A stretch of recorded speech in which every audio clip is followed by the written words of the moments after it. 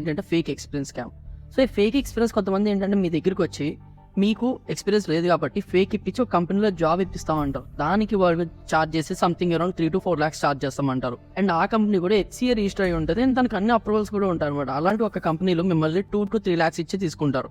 తీసుకున్న తర్వాత ఏం చేస్తారు అంటే ఒక 6 months పాటు మీకు జాబ్ ఇచ్చి ఆ శాలరీ కూడా పే చేస్తారు. సంథింగ్ అరౌండ్ 20 to 30,000 పే చేస్తూ ఉంటారు అనమాట. 6 to 8 months పాటు మీకు పే చేస్తారు. పే చేసే టైంలో కూడా మీకు వాళ్ళు ఏమి నేర్పించరు అండ్ అక్కడ ఏం ప్రాజెక్ట్స్ కూడా ఉండవు. సో ఆ 6 months పాటు మీకు శాలరీ ఇచ్చేసిన తర్వాత మన దగ్గర ప్రాజెక్ట్ లేదు కాబట్టి మిమ్మల్ని మేము లే ఆఫ్ చేస్తామని చెప్పేసి 6 to 8 months అయిపోయి లే ఆఫ్ చేస్తారు.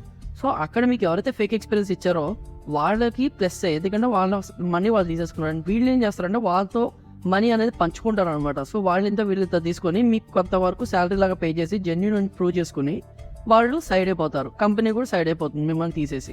సో ఈ రకంగా ఒక స్కామ్ అనేది నడుస్తుంది. కాబట్టి ఫేక్ ఎక్స్పీరియన్స్ జోలికి